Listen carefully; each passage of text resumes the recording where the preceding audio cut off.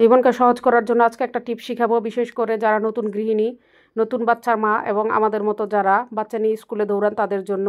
এই যে মাছ তো আমরা সবাই ভালো করে মাখাতে জানি, খুব সুন্দর করে ধুয়ে হলুদ মরিচ লবণ দিয়ে খুব ভালো করে মাখিয়ে নিচ্ছি। একটা একটা করে মাখিয়ে নিব।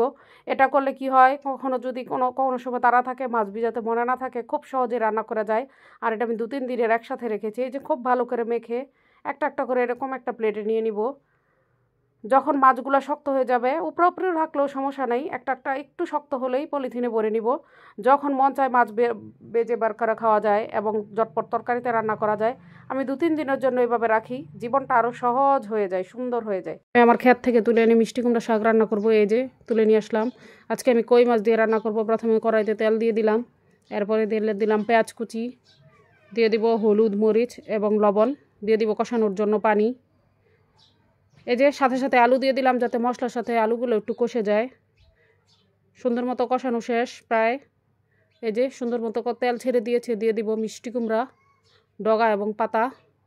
এই যে মিষ্টি কুমড়াটা প্রায় মজে এসেছে, দিয়ে দিব ঝোলের জন্য পানি। আর আমি কিন্তু কোনোভাবেই ঢেকে দিব না, ঢেকে দিলে বেশি সিদ্ধ হয়ে যাবে আর কালারটা নষ্ট হয়ে যাবে। আমার মিষ্টি কুমড়া তরকারি কিন্তু প্রায় হয়ে এসেছে। সবাই ভালো থাকবেন, বাসায় একদিন ট্রাই করবেন। আজকে রান্না করবো একটা টমেটোর টক, তাই প্রথমে মাছগুলো সুন্দর করে ভেজে নিচ্ছি, অনেক মজাদার। এই যে এটা দেশি টমেটো, 4 ফালা করে কেটে নিলাম। প্রথমে কড়াইটা গরম করে কড়াইতে তেল দিয়ে দিলাম, তারপরে দিয়ে দিব পেঁয়াজ কুচি, নাড়াচাড়া করে দিব যাতে পুড়ে না যায়। দিয়ে দিলাম লবণ, এরপর দিলাম মরিচের গুঁড়া, হলুদের গুঁড়া, দিয়ে দিব কষানোর জন্য পানি। এটা মশলাটা এখন কষতে দিব। যারা টক খেতে পছন্দ করেন তারা 1 প্লেট ভাত টক এই টমেটোর টক দিয়ে আনাইসে খেতে পারবেন। দিয়ে দিব টমেটো, সুন্দর করে নাড়াচাড়া করে দিব। অনেক মজা, অসম্ভব মজা হয়, আমার তো ভীষণ ভালো লাগে, ভীষণ মজাদার খেতে হয়।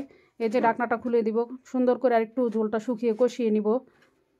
এই যে প্রায় কষানো শেষ, দিয়ে দিব সমপরিমাণ পানি, বা যেটুকু ঝোল খান দিয়ে আন্দাজ অনুযায়ী পানি, মাছ সহ দিয়ে দিলাম। এখন আবার ঢাকনা দিয়ে ডেকে দিব। অসম্ভব মজা, আমার তো ভীষণ ভালো লাগে। আমরা কিন্তু বড়ইয়ের দিন আসলে বড়ই দিই, কিন্তু আমার বাসায় বড়ই নাই, তাই এখন আজকে জলপাই দিলাম। 1 প্লেট ভাত খাওয়ার জন্য, মুখে রুচি আসার জন্য এই টমেটো টকটাই যথেষ্ট। বাসায় একদিন বানিয়ে ট্রাই করে দেখতে পারেন। আল্লাহ হাফেজ। একটা ফুলকপির তরকারি রান্না করব কই মাছ দিয়ে। এই যে প্রথমে হলুদ মরিচ লবণ দিয়ে কই মাছগুলো মেখে ভেজে নিলাম। ওই তেলে এখন ফুলকপি এবং আলুটা ভেজে নিব। এবং প্রথমে কড়াইতে তেল দিয়ে দিব, ফুলকপিটা আলুটা ভাজা শেষ হলে দিয়ে দিব পেঁয়াজ কুচি। খেতে খুব মজা, ফুলকপির এই পাতলা ঝোলটা আমার কাছে খুব ভালো লাগে। আর ডালের বড়ি দিলে তো আর কোনো কথাই নেই। হলুদ মরিচ লবণ এবং সামান্য পানি দিয়ে সুন্দর করে মশলাটা কষিয়ে নিলাম। খুব ভালো লাগে এই শীতকালে ফুলকপির তরকারি। মূলা, শালগম এগুলো আমার খুব প্রিয়। এই যে ফুলকপিটাও সুন্দর করে কষিয়ে নিলাম। এখন দিয়ে দিব ঝোলের জন্য পানি। এই যে দিয়ে দিলাম ঝোলের জন্য পানি। খুব মজাদার, অসম্ভব মজাদার। এই যে কই মাছগুলো যেগুলো ভেজেছিলাম দিয়ে দিলাম। আমার ফুলকপি তরকারিটা প্রায় হয়ে এসেছে।